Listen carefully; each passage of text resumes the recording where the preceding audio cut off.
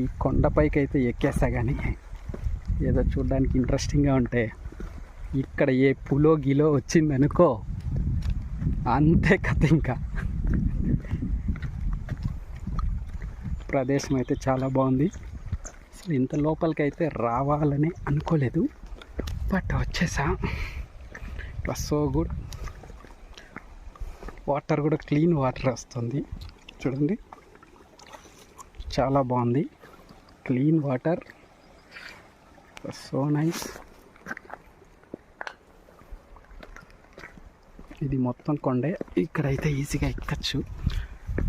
So trekking interest ఉన్న వాళ్ళు సిటిఎంకి దగ్గరలోనే ఉంది కాబట్టి ట్రైల్ వేసుకోవచ్చు. సో నేనే ఎక్కేసాను కాబట్టి